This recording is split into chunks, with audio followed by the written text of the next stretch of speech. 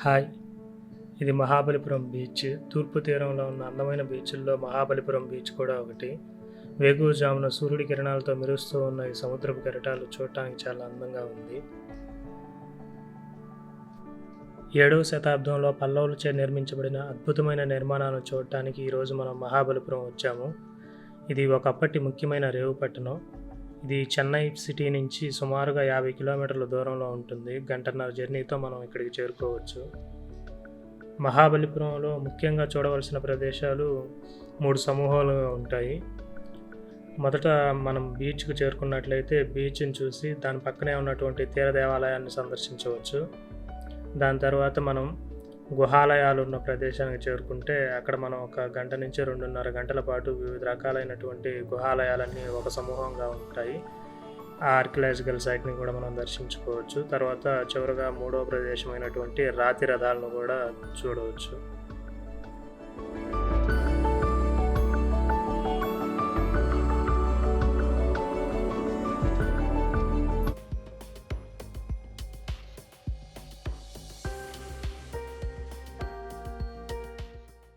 ఇది తీర దేవాలయానికి చేరుకునే మార్గం. చుట్టూ అందమైనటువంటి పచ్చని పార్కును పెంచడం జరిగింది. చాలా ఆహ్లాదంగా ఉంటుంది. ఈ తీర దేవాలయాన్ని మొదటగా కట్టిన దేవాలయాలకు ఒక ఉదాహరణగా చెప్పవచ్చు.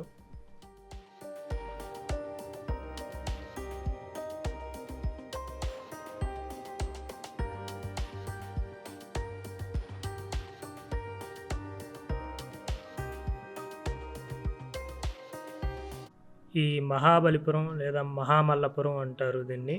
దీనికి పేరు పల్లవుల నరసింహవర్మ బిరుదైనటువంటి మహామల్ల అనే బిరుదు పేరు మీదుగా దీనికి మహామల్లపురం, మామల్లపురం, మహాబలిపురం అని పిలుస్తారు. ముఖ్యంగా మహాబలిపురం అనే పేరు విజయనగర సామ్రాజ్య కాలంలో ఈ పేరు స్థిరపడినట్లుగా చెబుతారు.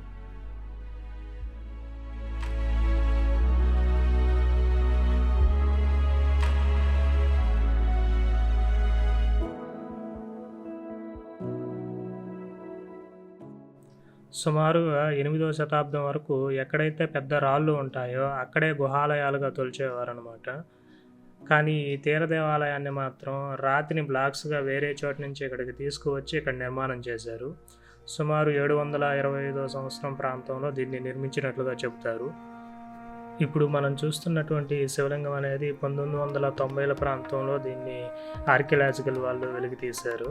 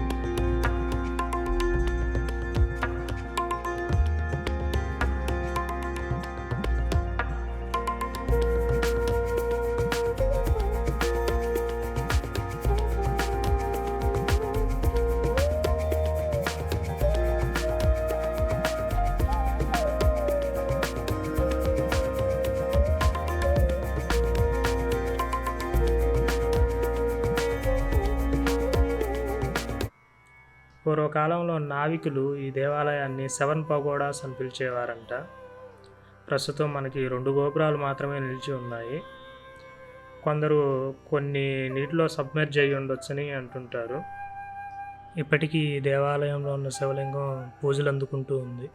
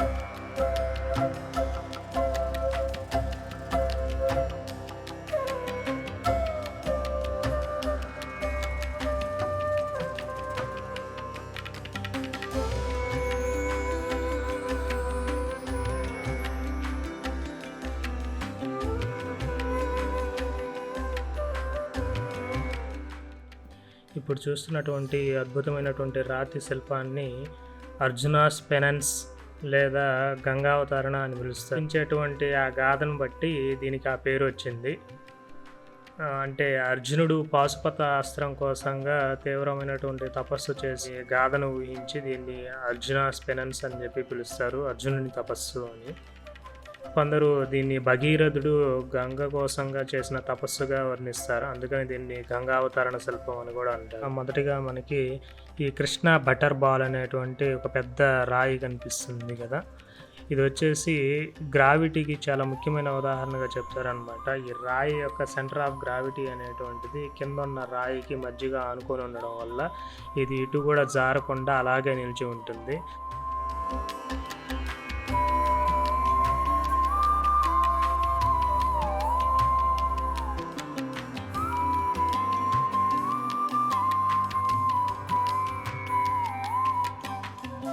దీనిని గణేష్ రథ లేదా గణేష్ టెంపుల్ అని పిలుస్తాము.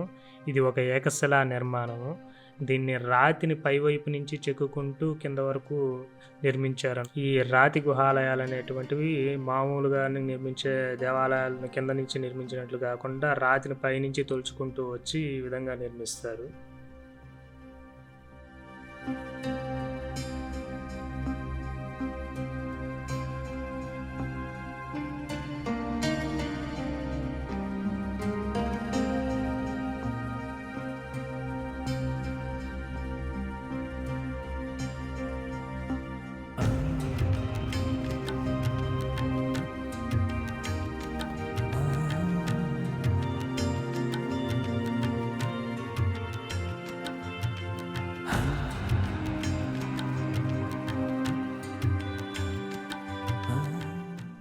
ఇది వరాహ టెంపుల్. ఇది గణేష్ టెంపుల్ లాగా రాతిని గుడిలాగా కాకుండా దీన్ని ఒక పెద్ద రాతి లోపలే నిర్మాణం చేశారు, కాబట్టి దీన్ని గుహాలయం అంటారు. మహాబలిపురంలో ఉన్నటువంటి ముఖ్యమైన గుహాలయాలలో ఈ వరాహ టెంపుల్ ఒకటి. ఈ గుహాలయం అనేటువంటిది విష్ణువుకు సంబంధించిన చిత్రాలతో ఉంటుంది.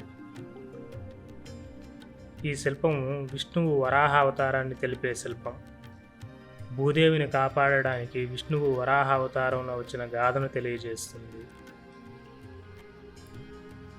ఈ కుడివైపున ఉన్నటువంటి శిల్పాలలో ఈ శిల్పం లక్ష్మీదేవి శిల్పం, ఈ శిల్పం దుర్గాదేవి శిల్పం.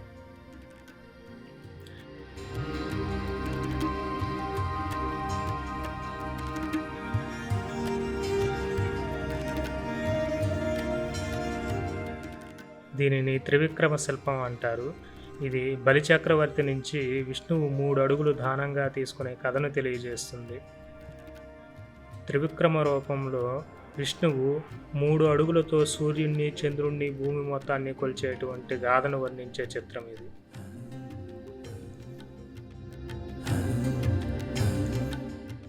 అసంపూర్తిగా ఉన్న ఈ నిర్మాణం పేరు రాయగోపురం. ఇది విజయనగర సామ్రాజ్య కాలంలో నిర్మాణం మొదలుపెట్టి అసంపూర్తిగా వదిలివేయబడింది.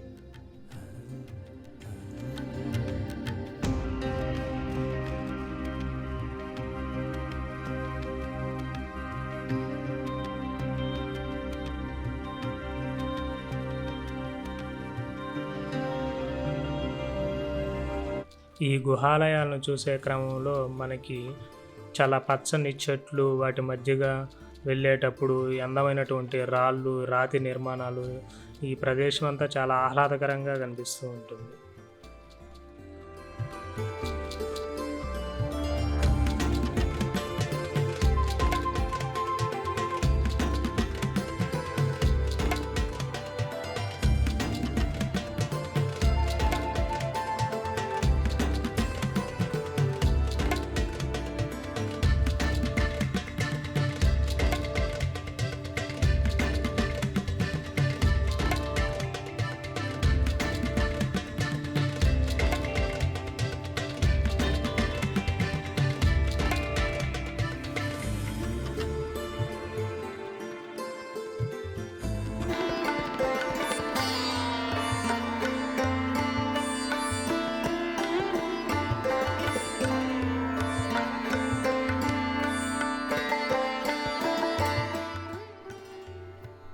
మొదటిగా ఉన్నటువంటి పల్లవ గుహాలయాన్ని వైష్ణవ సాంప్రదాయాలకు అనుగుణంగా మార్చినట్లుగా చెబుతారు. అందుకే దీనికి రామానుజాచార్యుల పేరు మీదుగా రామానుజ మండపం అనే పేరు పెట్టడం జరిగింది.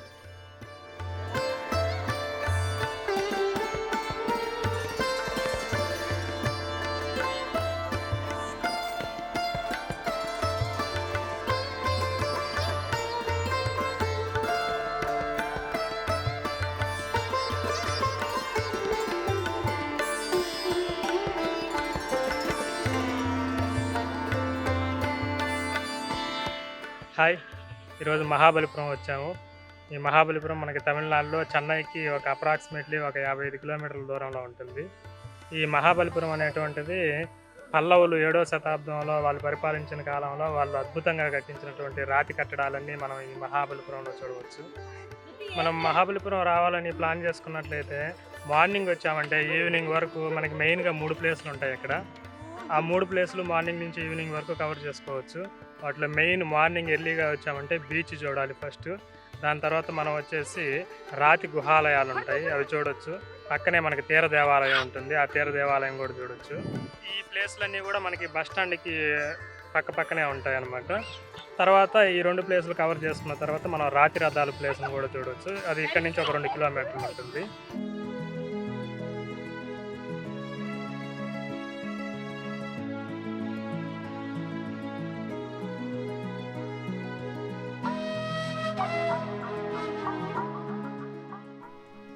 ఈ లైట్ హౌస్ 120 సంవత్సరాల క్రిందట ఏర్పాటు చేయబడింది.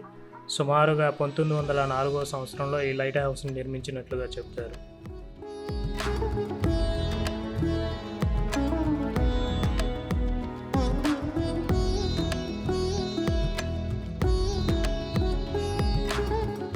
మహిషాసుర మర్దిని టెంపుల్ పైన ఉలకనేశ్వర స్వామి టెంపుల్ ఇది శివుడికి సంబంధించిన గుడి.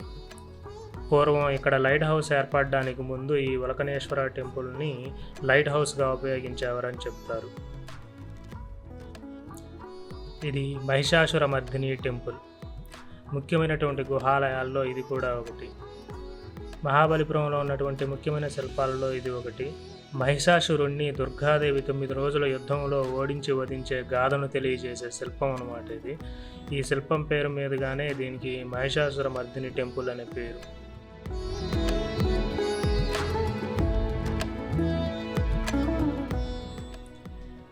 ఇది విష్ణువు యొక్క అనంతసేనుడి రూపంలో కనిపించే శిల్పము.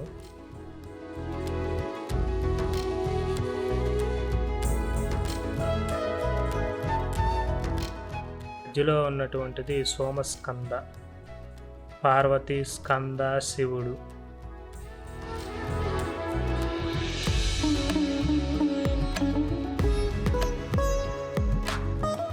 పెద్దగా ఒకే చోట ఉన్నటువంటి రాతిని ఈ టెంపుల్స్గా నిర్మాణం చేయడం జరిగింది. వీటిని స్థానికంగా పంచపాండవుల పేర్లతో పిలవడం, అదే పేర్లు స్థిరపడినట్లుగా చెప్తారు.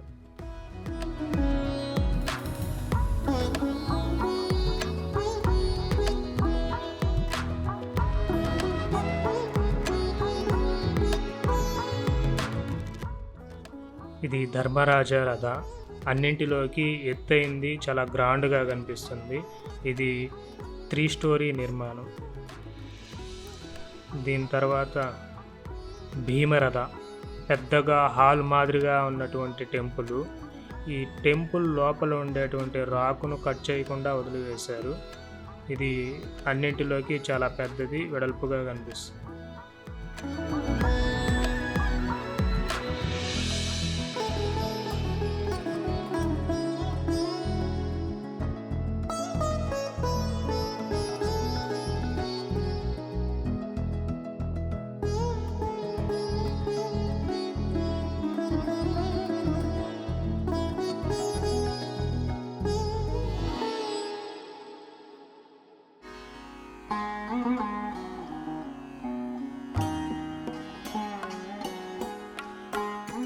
ఈ అర్జున రథ పైన అద్భుతమైనటువంటి దేవతా విగ్రహాలను చెక్కి ఉన్నారు.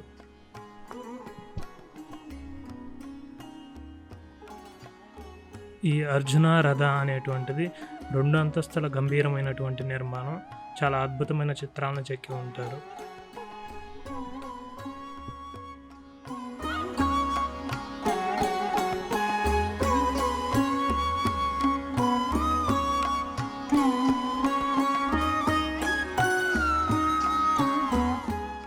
అర్జున రథం పక్కనే అద్భుతమైనటువంటి ఈ నంది విగ్రహాన్ని చెక్కి ఉన్నారు.